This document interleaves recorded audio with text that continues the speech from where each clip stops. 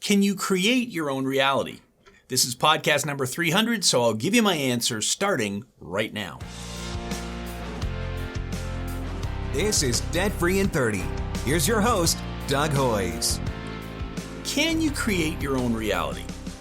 You may think that's a silly question. Reality exists. You can't create it. If I take a hammer and hit my thumb, it's going to hurt.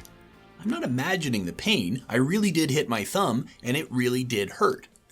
Perhaps a better question is my perception of reality real? Which then leads to the question, can I create my own reality? Remember that time your mind was blown because your perception of reality was shattered? Maybe you were a little kid and you were in the grocery store with your mother and you ran into your school teacher. She looked different. She wasn't wearing her school teacher outfit. She was buying food. It never occurred to you that a school teacher would go to the grocery store and buy groceries. Your perception of reality was altered forever. Reality didn't change. Your school teacher always bought groceries. It was only your perception of reality that changed. It was like that time your friend told you that Santa Claus wasn't real and the tooth fairy was just your parents. Mind blown. That possibility had never occurred to you.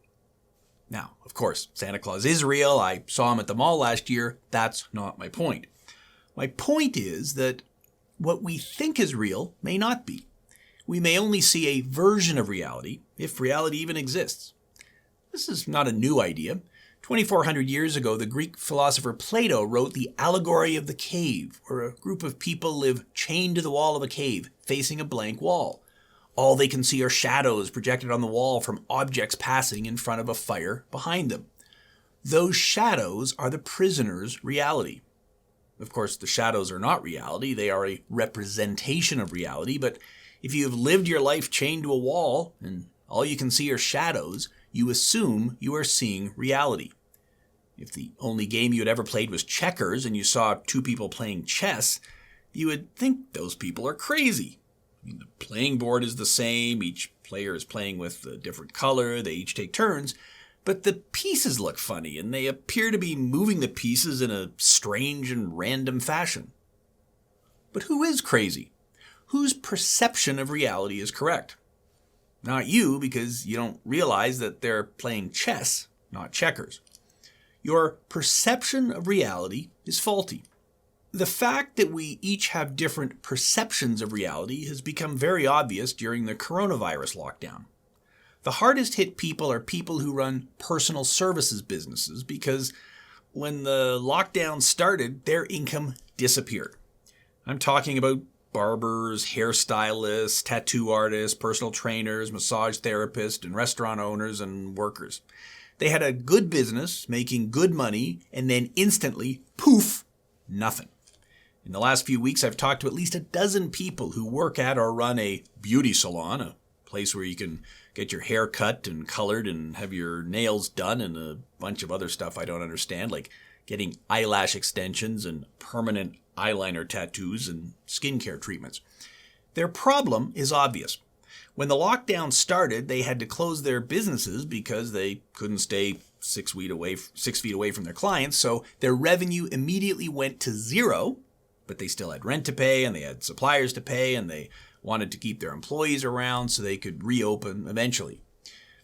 Even worse, when they reopen, they'll have to practice physical distancing. So fewer chairs, fewer people in the salon at the same time, so lower revenue. But their costs go up because they need masks and gowns and gloves and they have to sterilize everything after every customer. So they call me up and we talk about it. And the people in the beauty business fall into two camps. Some of them say, I'm done. There's no way I can recover from this. It's impossible. They have a good point. Losing revenue for a few months makes it very hard to recover. It's hard to argue with that view of reality. But there's another group of beauty professionals who have told me over the last few weeks, I want to get back in business as soon as possible. And here's my plan. I've talked to my landlord to get a break on my rent, and I've reconfigured the salon to remove some chairs, and I've put up some screens to provide more separation between people, and I've repainted the place to spruce it up, and I'm calling my best clients to tell them that, well, due to the new government requirements, my prices have gone up, but don't worry, we're making our service better as well, and if you want to be one of the first people back, let me know, and I'll put you at the top of the list. They've reinvented their business. Instead of just a salon like every other salon, they've created a more upscale salon with better client service that can charge higher prices and hopefully make more money. They've taken an obviously bad situation and made the best of it, and they'll probably end up with a better business than before. And yes, I get it. It was exactly 91 days ago when I last got my hair cut, so not that I'm counting or anything, but I am obsessed with haircuts, so pardon my analogy. I'm dreaming of haircuts. I'm dreaming of a nice clean shave. Wouldn't that be great? But I digress. Some haircutting people not only have a different view of their present reality, but they also have decided to create a new reality for the future. They have changed their reality. Why do two people in the same business have a different view of reality? Is it as simple as, well, one person is an optimist and the other person is a pessimist? Maybe, but I think it's more than that. I think successful entrepreneurs are successful because they know they can create their own reality. Yes, the reality is that if you hit your thumb with a hammer, it'll hurt. The reality is if I'm a hairstylist, my costs are going up because I've got to wear a face mask and gloves and a gown, and I've got to sterilize the work environment after each client. So now each appointment will take, 30% longer. So instead of seeing 8 clients a day, I can only see 6 or whatever. So my revenue is going to drop by 25%. My costs are going up. So I'm toast. That's an obvious view of reality. But some of my clients have a different view. Okay, this is bad, but I've wanted to raise my prices for a while, and now this is my opportunity to not only raise my prices, but also to raise my service level. I'm going to have a cleaner and more hygienic salon, but I'm also going to make it better for the client. I know lots of businesses that have used the lockdown to rearrange the furniture, repaint and redecorate, and make other changes that make the place better. Physical distancing means you can't jam as many clients into the same space, but that's also good, because people aren't going to be all jammed into the same small space. I can make my place calmer, more peaceful, and better for the client. Two people can see the same set of facts but arrive at completely opposite conclusions. Scott Adams calls this 2 movies on one screen. One thing is happening, and we're both watching the same thing, the same movie, but you see a different movie than I'm seeing. We interpret it differently. It's like when I have 2 appointments back to back in my office or over Zoom, which is how we're doing them now. Turns out that both people I met with back to back work for the same company, doing a similar job. And the company went through a round of layoffs, and they both got laid off. The layoffs had nothing to do with them. It was a company-wide thing. The first person says to me, "Oh, well, these things happen. That's the economy for you. I've got my resume together. I'm looking for another job. I'll find something soon, probably an even better job." The second person spends 10 minutes telling me how his manager was out to get him and he's going to get a lawyer and fight the company on this. How can 2 people experiencing the same situation have 2 completely different reactions to the same circumstances? I can give you dozens of similar examples of how we humans, given the same set of facts, perceive reality differently. We all have the same set of facts, but we believe different religions. How is that possible? If I mention the name of a politician, half of you will say he's doing a great job, and the other half of you will say he's a doofus. How is that possible? It's because we are watching 2 movies on one screen. So how do I know if my version of reality is real? If Plato is right and the best we can do is watch a shadow projected on the wall of a cave, how can I know if I'm interpreting what the shadow is really representing? How do I know if I'm seeing the truth? Here's my answer. It doesn't matter. It doesn't matter if you can see the truth. All that matters is that you can make decisions that work for you. That's the test. In the words of that esteemed philosopher, Dr. Phil, how's that working out for you? In his book, The Case Against Reality, Donald Hoffman, a professor of cognitive science at the University of California, says that we did not evolve to see reality. We evolved, or are designed, to see whatever is necessary to keep us alive long enough to continue the species, and that's it.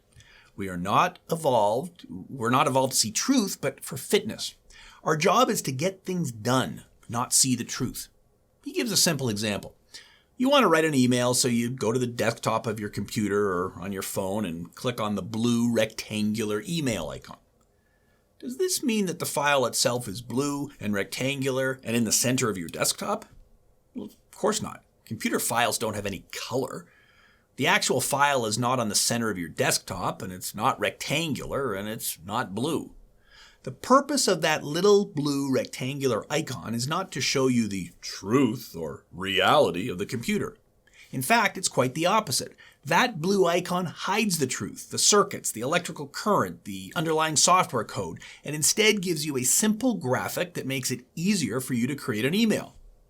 That's how we are programmed. Our senses hide the truth and instead show us simple icons that we need to survive long enough to raise offspring. Donald Hoffman's theory is that everything we see are icons that hide the complex underlying reality and instead show us just enough to allow us to do what we need to do. Truth would be overwhelming. We don't need to see the underlying circuits to compose an email. The icon is enough. We did not evolve to see the truth. We evolved for fitness. Or if you don't like the word evolved, fine. We are designed for fitness. We are designed to survive and reproduce, and as long as we can survive and reproduce, that's enough.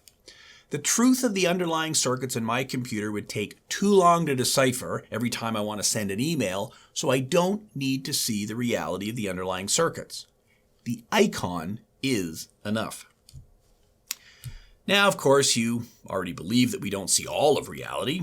We all know that the light we see is only a tiny fraction of the electromagnetic spectrum. Birds can see ultraviolet light, elephants can hear infrasound, sharks can feel electric fields, and pigeons navigate by magnetic fields. We don't. Our minds evolved to solve life and death problems, not to find the truth. I can't perceive oxygen, but I'll get a headache if there isn't enough, or get lightheaded if there is too much. I can't perceive ultraviolet radiation, but I'll feel sunburn if I'm out in the sun too long. In other words, I can perceive just enough to stay alive. My senses are tuned for fitness, not absolute truth. Does that mean our senses lie? Well, is your desktop computer lying when it says the email icon is blue? No, it's just doing its job, which is not to reveal the truth, but to guide useful actions. It's not a literal truth that matters. We just need a useful view of reality. I do not take the blue email icon on my computer literally, but I take it seriously. Of course I take it seriously. I don't want to drag the icon into the virtual trash can. We take our perceptions seriously, but not literally. If I said to you, I'm so hungry I could eat a cow, would you take me literally? No, but you'd take me seriously, and hopefully we'd go find something to eat. Our perceptions are an interface specific to our species, not a reconstruction of reality. Okay, so let's assume that Donald Hoffman's theory is true, and we don't see reality, but instead we create in our own minds a representation of reality that is good enough to allow us to get on with life. I know the email icon isn't the truth, but it's good enough to get the job done. I have created that icon. I have created in my mind the reality that the blue icon can send email. I have created a reality that allows me to get things done. Is the blue icon real? Well, not in an objective sense. I can't touch it, but yes, it is real because it allows me to get things done. So, why am I going off on a rant about reality? Has the COVID-19 lockdown lasted too long and my long period of isolation has made me crazy? Do I think that because I grew a shabby gray beard, I'm now a philosopher? Am I pining for the days when we can shave our beards and get back to real life? Yeah, probably I am going a bit stir-crazy, but I'm not alone. The COVID-19 lockdown has caused many of us to rethink reality. What did you know for sure at the start of 2020 that you now know isn't reality? Think about it. We all knew that big is better. Bigger companies are better than little companies, so I want to get a job working for a big company, right? They're more stable. They have more job security. That's what we have known for decades. That was reality. Today, not so much. That big company with 1,000 people jammed into tiny cubicles in a little office, which they thought was the most cost-effective setup, were in fact at a huge disadvantage because they were too big to deploy everyone from home, and they can't bring everyone back to the office because they can't provide for adequate physical distancing. That's a big problem. But smaller companies with, 20 people in the office could more easily deploy people from home, and when they return, they'll be more able to provide for physical distancing. What we knew to be true 6 months ago, big is better, big is more cost-effective, is no longer reality. What about real estate? Well, 6 months ago, we knew that real estate was a great investment. It always went up. But as we have now discussed over the last few weeks with Ben Rabideau and Ron Butler and Rachel Berube, real estate does not always go up. In fact, quite the opposite. It is very likely that condo prices in Toronto will fall after the lockdown, and it's quite likely that residential rents will be lower in 6 months than they were 6 months ago. So has reality changed, or is it just our perception of reality that has changed? Was real estate a really good investment, and now it isn't? Or was real estate, like all other investments, something that can go up and down, and there are no guarantees? Plato would say that reality hasn't changed. It's only our perception of it. So, why is this important, and why are we talking about it on a podcast about debt? Because we each have different interpretations of reality, and those interpretations have a profound impact on how we act. If you believe that you got laid off because the boss was out to get you, you'll spend the next few weeks talking to lawyers and gathering evidence from your coworkers and plotting your revenge. If you believe that stuff happens and lots of other people got laid off and it had nothing to do with you, you will spend your time and energy updating your resume, networking, and looking for a new job. Which is a more productive use of your time? Your perception of reality affects your actions, and that's why it's important. So again, why does this matter? It matters because the world in the second half of 2020 and beyond will be vastly different than the before time, the time before the virus. And how we perceive this new reality and how we each respond to this new reality will determine the course of our lives for the rest of our lives.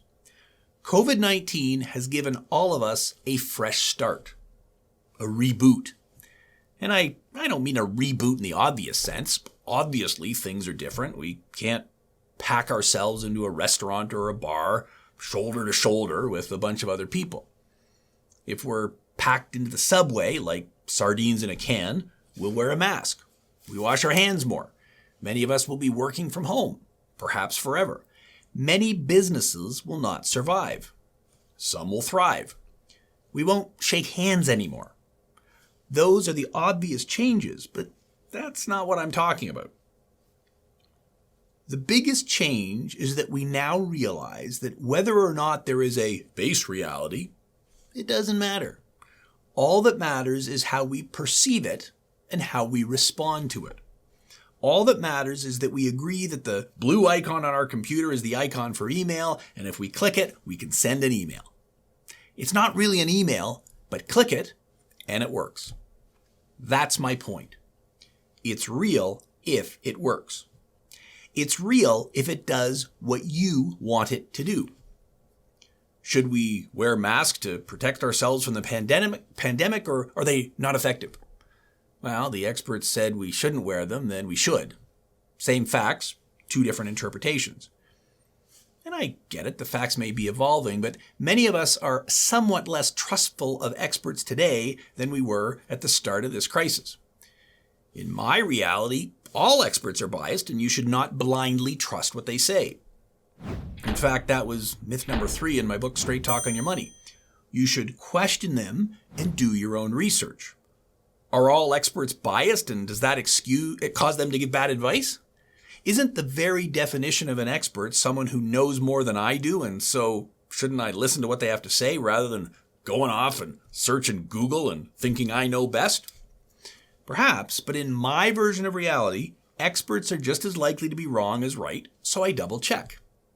I don't believe the experts when they said real estate always goes up, so I didn't take on a lot of debt to invest in real estate.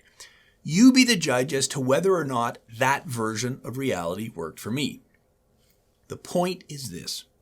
It doesn't matter whether or not the reality you create for yourself is true. It only matters whether or not it works for you. Now, I know you think that's crazy.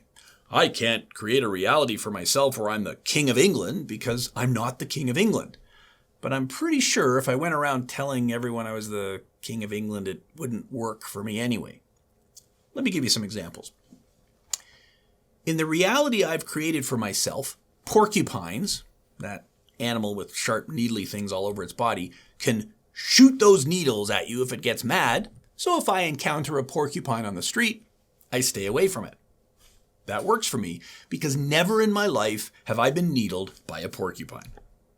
Now, people who know about porcupines will tell you that porcupines can't shoot their needles at you.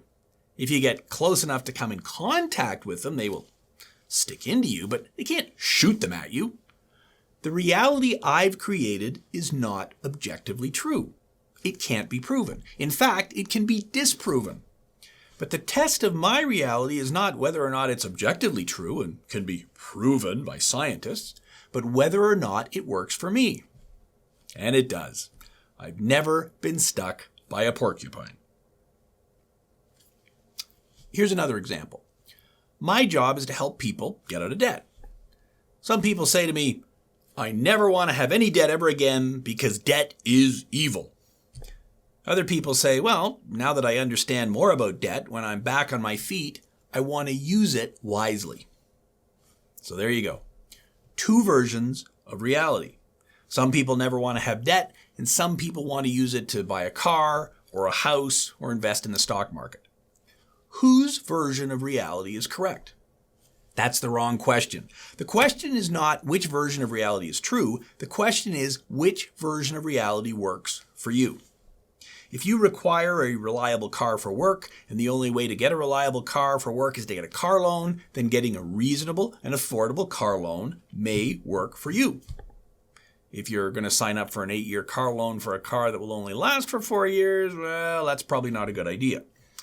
Getting a mortgage to buy a house so you and your spouse and your kids and your dog and your cat have a place to live may be a very good idea. Getting a mortgage to speculate on condos in Toronto that you want to rent out over Airbnb may not be a good idea. How do you know if you should get the debt or not? Which reality is correct? Whichever reality works for you. That's the test. Should you have debt or not? It doesn't matter what the experts on Twitter say. It doesn't matter what the gurus who write books say because their reality is probably different than yours. It doesn't matter what I say. All that matters is what works for you. I have clients who go through a bankruptcy or a consumer proposal and they recover and go on to be very successful. They own a car, a house, a business, they put their kids through college, they have money for retirement. I have other clients who aren't successful and end up having to file a second bankruptcy. What's the difference? In some cases, it's just circumstance. Things are going well, they're doing everything right, they're saving money, but then they get sick or lose their job or something else happens and they're back in trouble. There wasn't much they could have done differently. But in my experience, having worked with tens of thousands of people, Your chances of success are greatly increased if you decide to be successful. Your chances of success are much greater if you create for yourself the reality that you will be successful. Now, I'm not saying you can decide to be Warren Buffett and decide to have $50 billion, but you can decide to save whatever money you can, and you can decide to keep your debt level as low as possible, and you can decide to continue to improve your job prospects. Your ultimate success will depend on circumstance and luck, but you can at least slightly increase your chances of success if you choose to create your own reality and if you choose to create a reality that works for you.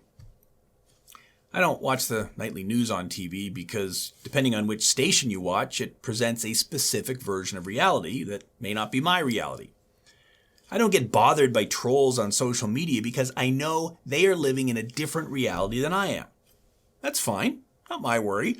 I'm not going to spend a lot of time trying to pull you into my reality. If your reality is working for you, great.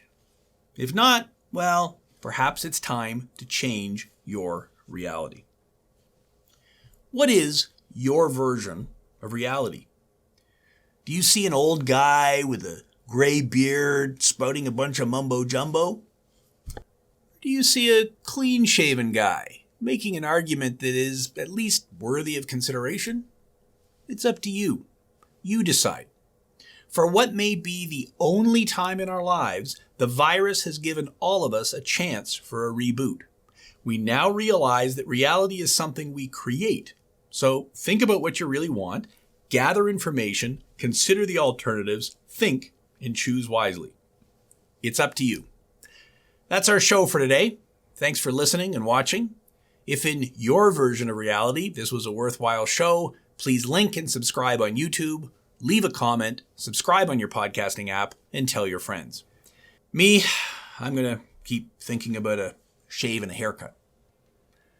That's what's happening in my reality. Thanks for listening. Until next week, I'm Doug Hoyes. That was Debt Free in 30.